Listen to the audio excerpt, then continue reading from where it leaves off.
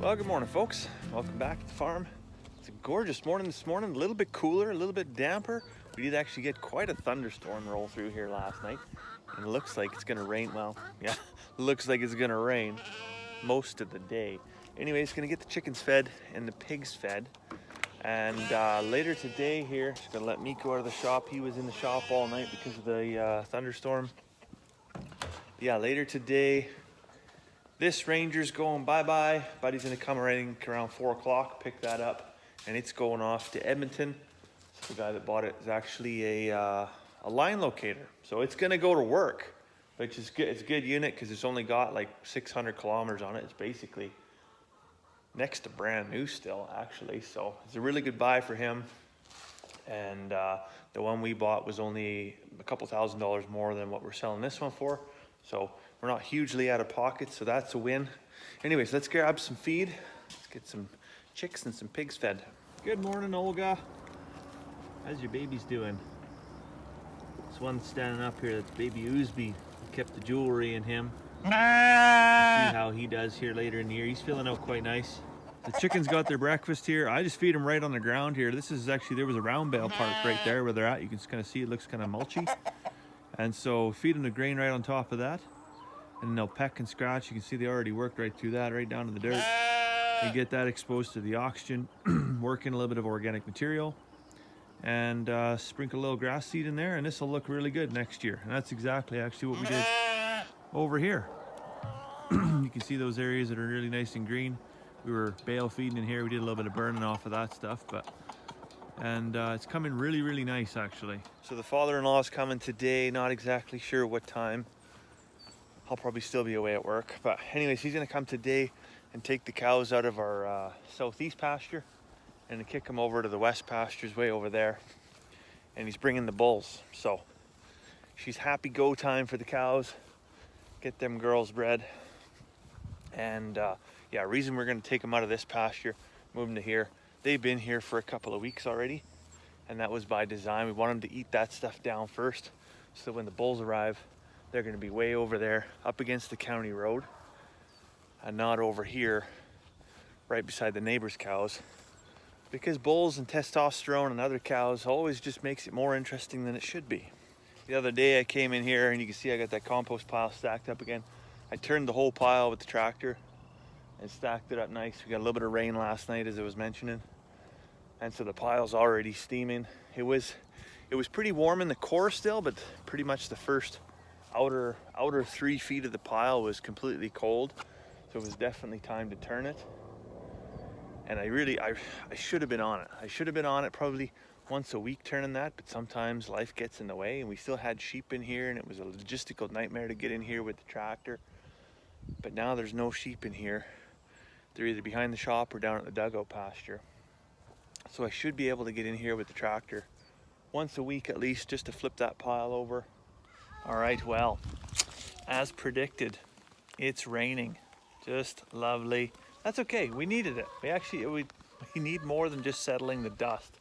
But Buddy that's coming to pick up the other Ranger should be here pretty soon. He's just coming through Sexsmith, and we'll get him loaded up and get this baby into the shop where it's gonna live. There she goes, off to its new home. See you later.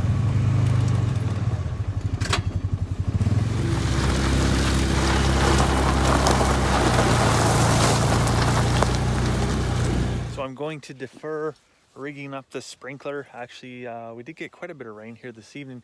It like downpoured for probably 45 minutes to an hour. We got a good quarter inch, which I mean wasn't enough, but it's definitely gonna help. So I'm not gonna soak the compost pile just yet. I'll probably come by tomorrow and just take a temperature on it. See if it's gonna do it by itself. If it'll naturally go as opposed to me intervening, that's less inputs, less work for me. Less work having to drag the hose over here, and then when I'm done, I have to drag it back again.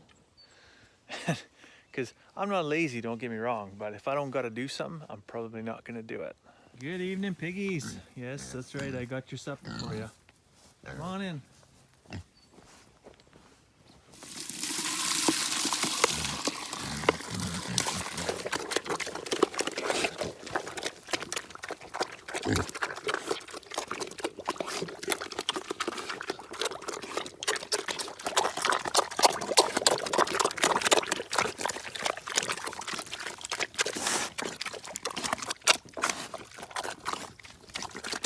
just wanted to do a check-in on the garden and see what's growing, because from the house it looks absolutely magical, right?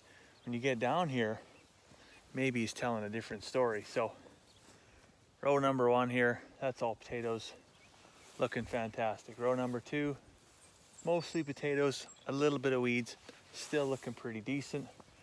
Row number 3, mostly weeds, little bit of potatoes. Hope we're gonna stay hopeful on that one. I don't know where we're gonna go with this one. Same with this row, few potatoes, mostly weeds, not looking that successful. Here I see 1 potato plant, and the rest just looks like stinkweed. So you can see what I'm saying. From the house, it just looks awesome, but when you actually get down here, it's kind of dicey. Over here, looks like we're about 60-40, mostly potatoes. Quite a bit of stinkweed in here. At the very end of this row, looks like the potatoes came in, but on this side, doesn't look like anything came in. This row here, solid 98% potatoes. A few sprigs of grass here. 1 piece of, looks like maybe a canola plant growing up in there. I don't know how, maybe some chicken carried a little piece on its beak when it come over here after eating breakfast. And then this row, towards the end, looks really, really strong. This is actually the row that we mulched the other day with the chicken manure. So it will be interesting to see how this one plays out, to see if the actual wood shavings provides a thick enough blanket as a weed barrier, and if the chicken manure is balanced enough, carbon to nitrogen balanced enough to provide fertilizer, as opposed to providing too much nitrogen and burning the neighboring plants. This was a sacrificial row. Don't think we ever got anything planted in there. This was supposed to be carrots. Dicey as to whether or not those are carrots. I say that looks more like stinkweed and grass. More carrots? I don't think so. There's something planted in the back. You can tell there's actually something happening back there. Beets don't look like they're doing too bad. They're still pretty small. And well, let's just have a look what's in the back. That's actually doing pretty darn good, whatever this is. Well, I don't know. It's looking great. I have no idea what it is. It's not written on the stake. Onions are looking fantastic. What's this stuff up here? That's also looking pretty good. That's radishes. Radishes looking good. The dill's coming in nicely. No idea. No, absolutely no idea what's in there. Peas look like they're doing good. And I think this was more carrots. I don't think they came in yet, obviously. And then we've got some cucumber, some squash, maybe some zucchini over on this side. That's starting, but this was planted late. So overall, mixed results so far in the garden. Peas, I think we're gonna have a really good, successful year with peas. Potatoes, we've got a few rows that are looking pretty lean, pretty weak. But we've also got a couple of rows like these two right off the get-go here. They're looking exceptionally strong. So I don't think we'll starve this winter by any means. And our last 2 rows, they were planted a week later, and they're actually looking pretty decent as well. So I think we'll do all right. Worst case scenario, we'll be eating stinkweed. Boy, I tell you, things are looking a little moist over here in Sunnyvale Trailer Park in the Chicken Village. They got the very brunt of all that rain, but looks like they're not bothered. I mean, yesterday it was 34 degrees Celsius here at the farm, and they were just like, oh, please, dear God, take me now. They weren't enjoying that heat one bit, so they definitely don't mind a cooler, more humid day. So anyways, I'm still assuming that they probably drank all their water and probably eaten all their feed. So time to get them all topped up and moved on to some fresh grass. You can see these chicken tractors here, we've only got 1 more move. And then as this one's already making its way around the corner, and it's gonna go down and over there. These little ones are just gonna do a 180 and head back down the next rows of trees. So we got 1, 2 rows right here that they're gonna go down. So surprisingly, checking in on the water, with these meat chickens in the tractors here. Today was a cooler, wetter day, and they went from drinking a full 5-gallon bucket to only drinking a third of a 5-gallon bucket. So crazy what a little bit of rain and some wet grass will do to quench their thirst. And a day like yesterday when it was 35 below, boy, like I filled that up first thing 5 o'clock in the morning, and then as soon as I got back home from work, and then I filled it up again this morning. So they were definitely some thirsty chickens yesterday. So over here in Charlotte's little garden, aka the Mouse Miracle Garden, it maybe looks like there's not a whole bunch going on, but there is a little bit of activity. For instance, right down here, we've got some pumpkins starting over here. We planted a few flowers in here. You can see there's a few things starting to emerge. And then what was in this one? This one, I believe, was kale. You know, so we are getting a few things just starting to poke their heads up. There was a row of carrots. I don't know when that's going to happen. And then the sunflowers. You see the sunflowers are just kind of in some disarray. Reason being for the disarray is that the chickens did actually get in here and did some scratching and relocated some stuff on our behalf, which wasn't desirable, wasn't requested. It is what it is, and it's going to be okay. I don't care. They're just sunflowers, right? It's not like we're not going to eat the sunflowers. They're really just for looks, right? So we'll see how. And I seeded them thick. These are the black oil sunflower seeds that we actually feed the chickens. So it wasn't really a huge surprise they would come in here looking for them. But I thought it would be just nice to grow some and see what it looks like. See what it looks like in the fall, and maybe it's going to be beautiful. And maybe not. We'll see how that experiment works out. So this little pasture in here, these two little paddocks we got in behind the shop, has actually worked out really good for us. We was kind of hesitant as to whether or not we were going to just put the one pen or we were going to build the second one over there on the south end. And it's actually worked out really good for, you know, ewes like this one where they're late lambers. We got Olga and Thelma over here.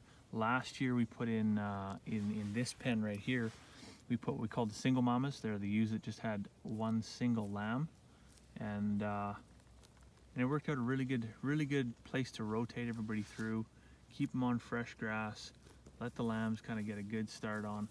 And you know, a ewe like Olga, you can see like her conditioning for having light lamb and having two great big lambs, one male, one female. She's actually maintained absolutely fantastic conditioning, good weight balance.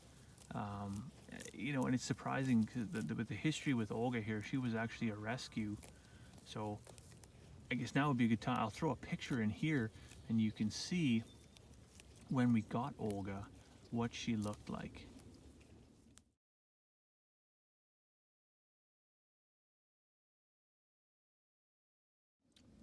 So when she came to us last year, she'd actually looked like she'd been hit by a truck and left in the ditch on the side of the road, pretty much to die. She was half starved, had a broken foot, which was quite badly infected, and she was so like heavily coated with clay and mud, we couldn't even actually wash out of her fleece.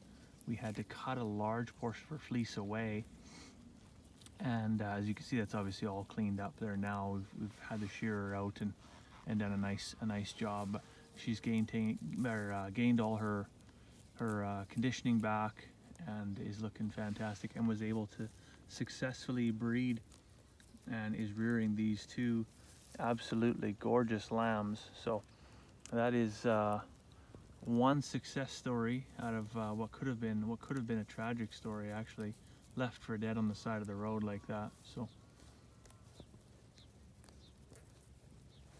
anyways, on that note, I am running out of daylight and I've got a hankering for a cup of tea, so I better let you go for now. I hope you have a fantastic evening and we'll see you tomorrow.